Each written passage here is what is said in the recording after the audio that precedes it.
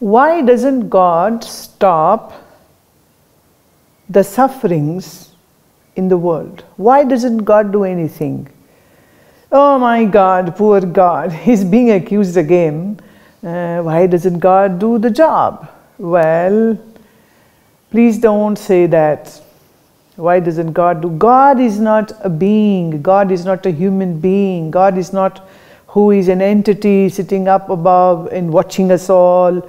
And if God is not like a police constable who will sort out the mob. God is not like an army man who will butcher the enemies. God is not a being. First we need to wake up and see in reality that there is no God who is controlling all the events over here. In Sankhya philosophy, they say there are two entities. One, nature. In Sanskrit we call it Prakriti. And second is the conscious being, the Atman.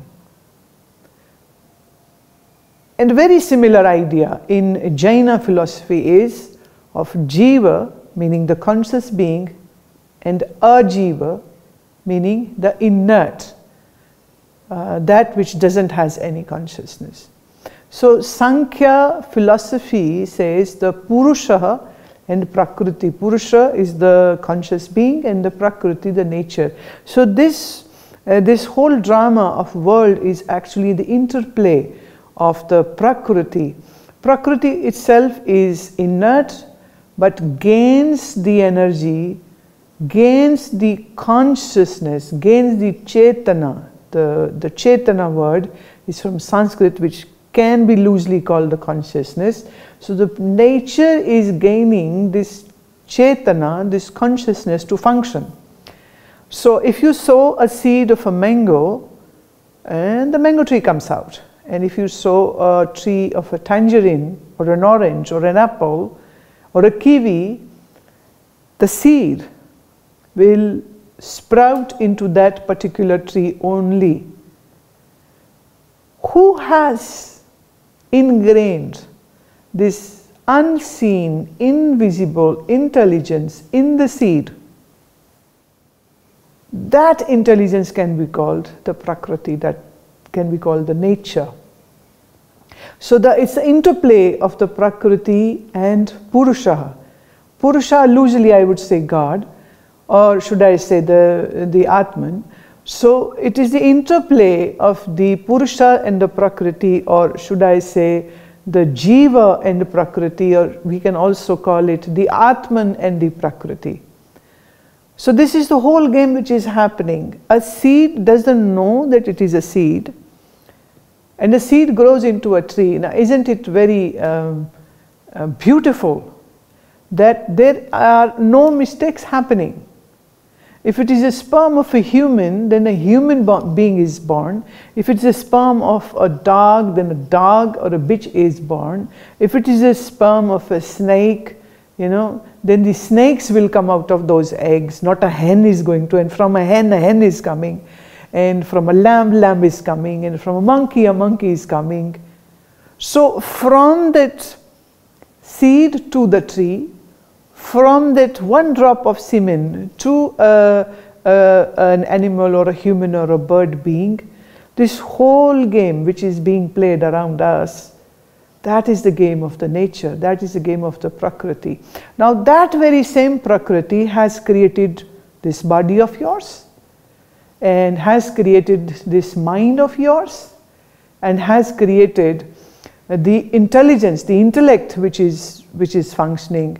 But the Prakriti has not created you, the being, the self. The self is not created by the nature. So once we understand the relationship in between me and the Prakriti, then things will be in a very clear view, and there won't be any confusions over there. So nature has its own rules.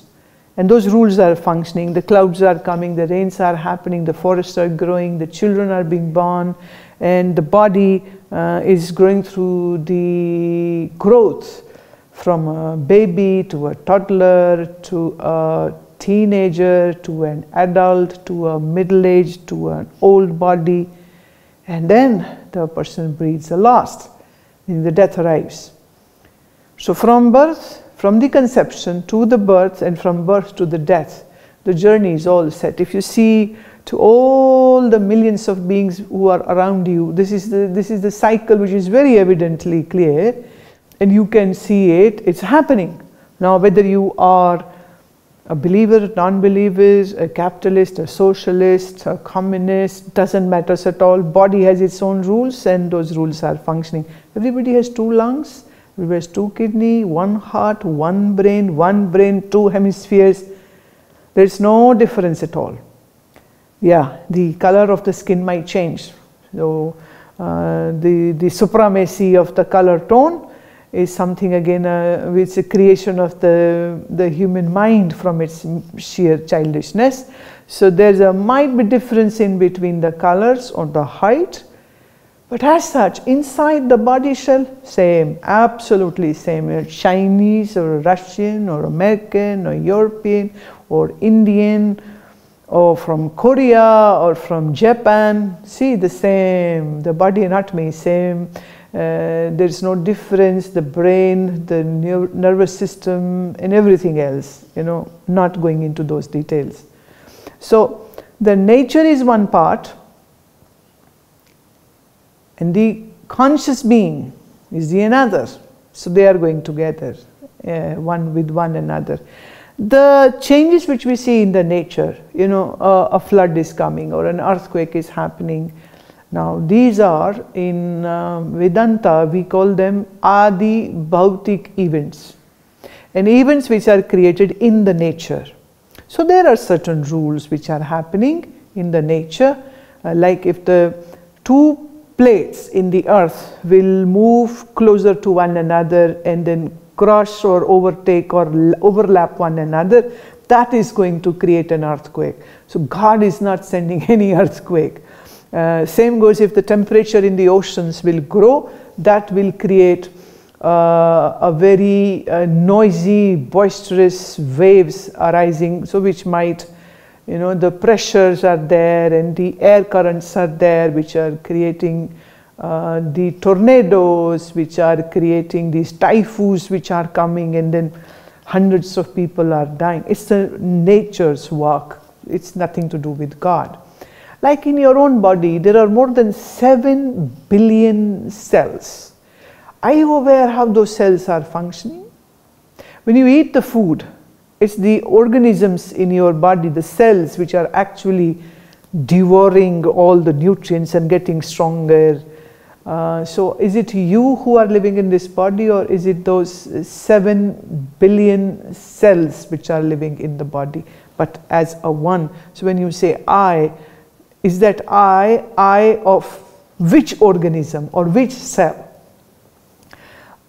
Nature works on its own rules. God is not interfering because God is not of that type, the type which you think God is. It's just the imagination of the human beings that whenever they see something spectacular or whatever they can't understand, they think, oh, God must have done it.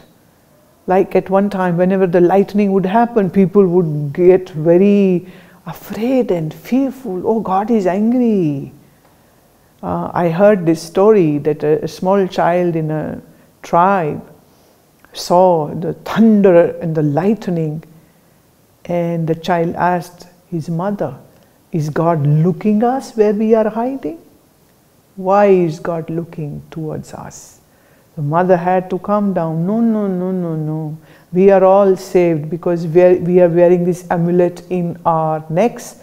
So God knows we are His worshippers, so God will not harm us. One stupidity question, another stupid answer is coming. And that is what goes on in name of God and in name of religion. So God definitely is not interested, because God is not a being who is interested or not interested in your lives or how the nature is functioning, or how the nature's devastations are occurring. But let me just point out, if we are going to use plastics, if we are going to toxify our waters, the groundwaters in the oceans, if we are going to use hazardous chemicals and gases, and that is creating the global warming, and that is creating so much of pain and agony and disturbances in the cycles of the nature. So before you accuse somebody of, all these things, why can't we as all humans see onto this? Are we responsible for creating some at least extent of damage which is occurring in the nature? And when I say about the human mind, then the human mind too can be also very dangerous. When you are fed with these ideas of you are supreme, your religion is supreme, everybody else is not, and everybody else is just a kafir, you can kill them. And if these ideas are propagated in name of a certain religion, that too is very toxic and hazardous. So we really need to look into many, many factors. But surely and definitely, nobody else is responsible, especially God is not responsible. So God doesn't have to do anything at all to sort out problems of us, the human beings.